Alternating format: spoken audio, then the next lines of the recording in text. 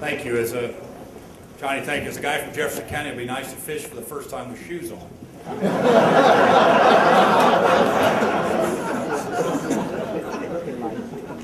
think I'll rub out that Tennessee thing that's on there.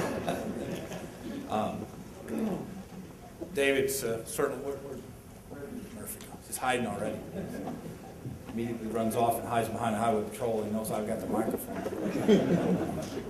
Some of you may know Dave and I and a few others went deer hunting last fall on his farm up in Clark County. It was a wonderful trip that led to me bagging a doe in Pulaski County 5 days later. It was the longest walk in the rain anybody could possibly have. But I appreciate the great tradition and production of this group. It is a pleasure and a privilege to be here to celebrate the 75th anniversary of the Conservation Federation of Missouri and all it has accomplished in that time. It is great to have, as Johnny said, new and current Director of the Department of Conservation, Bob Zemer. We certainly appreciate Bob's great work. Bob and his family are dyed-in-the-wool outdoorsmen. I know he'll be a dynamic leader, and we had a chance, First Lady and I, just about 10 days ago to spend a day in Clarksville, at Eagle Day up there. What a wonderful tradition that is, as we watched America's symbol active right in front of us and quite frankly with us there for a while. It was wonderful. I'm also delighted to participate in honoring the folks getting special awards tonight for their outstanding service as communicators, educators, and wise stewards of Missouri's water, forest, and wildlife. The Federation, as has been mentioned, was founded in 1935 with just 75 members. Today, you have 80 affiliate organizations and more than 83,000 members. We come from all parts of the state and all walks of life. Some of us grew up in the country where hunting and fishing come as naturally as breathing. Some grew up in the city but jump at every chance they get to leave behind the city and spend some time hiking and canoeing. We're archers and anglers, hunters and hikers, birders and bikers, but we all share a love of our great outdoors. We all want a cleaner, safer, and healthier state to pass on to our kids and our grandkids, and a bounty of wildlife to harvest for generations to come. And that is the true genius of the Missouri Conservation Federation. For 75 years, it's united us around the critical issues affecting our natural resources, proving time after time that we can get more done for Missouri when we pull together. We also share a core value that transcends politics, age, race, gender, and geography. It even transcends time.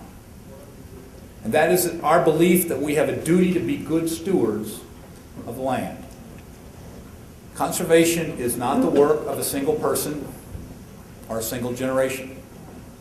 It doesn't have a fixed beginning or a fixed endpoint. It is a responsibility handed down to us from those who came before us. People like J.T. Montgomery and Edward K. Love, Roland Herr, and Ed Stegman. And we must pass it on to those that follow us. We share the responsibility today for protecting our fields and our forests, our wetlands and wild places from the creeping degradation of urban sprawl. We share the responsibility for making our air, our rivers, and our streams cleaner. We're the first and last defense of Missouri's plants and animals, down to the lowliest toad and thistle, whose only apparent value is that they are part of God's creations. The call to stewardship didn't originate with the founding of the Conservation Federation, of course. It began the minute that God gave Adam dominion over fish, the birds, and the wild animals, and put him in charge of the Garden of Eden. God left Adam with some very simple gardening instructions. Till it and keep it. Till it and keep it. 5 words that even a guy made from a handful of dust could understand. Of course, things didn't go exactly as planned. There was this woman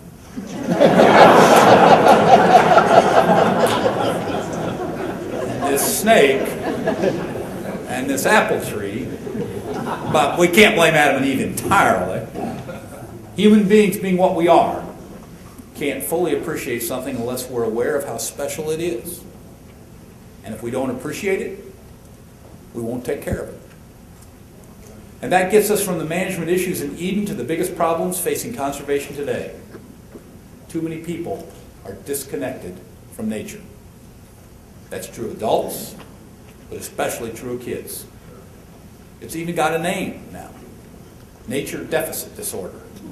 And we even had kids coming to health clinics in this state with vitamin D deficiencies that you can only is so simply solved by just standing outside.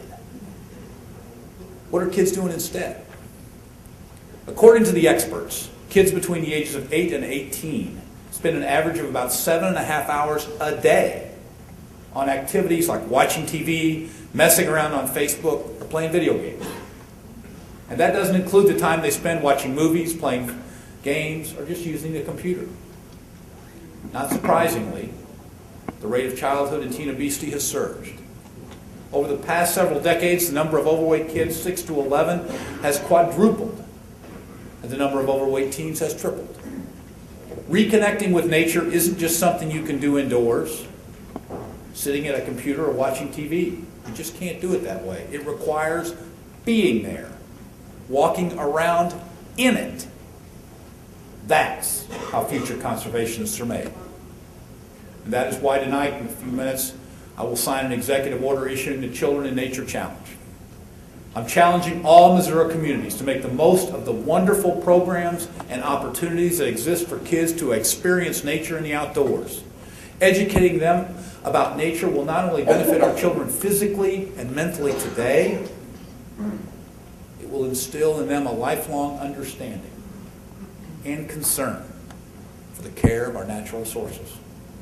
I'm instructing the state departments of elementary and secondary education, health and senior services, mental health, higher education, and economic development to join in the excellent efforts underway in the departments of conservation and natural resources to help implement this challenge. And I know I can count on everyone here in this room to help me lead this charge.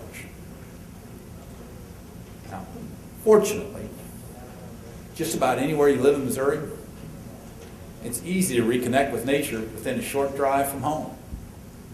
That's a fact that astounds visitors from other countries. Sometimes we just take it for granted. If a kid never hiked along the Pickle Creek in springtime, came up on a fawn, sleeping peacefully in the middle of a trail, you can't really explain or see on TV how magical that really is. If kids have never loaded up a john boat and headed down the Big River on a July afternoon, caught a mess of bass and cooked them and eaten them right there on the gravel bar as the sun went down, they're missing the thrill that no video game can match. And until you sat quietly in a duck blind and been nipped by a gust of wind carrying the first hint of snow, it's hard to explain the sense of continuity that you feel, knowing your span of days is on a timeline bending towards infinity. When I was a kid, I did a lot of fishing with my dad. We'd get up early, toss our gear in the back of the station.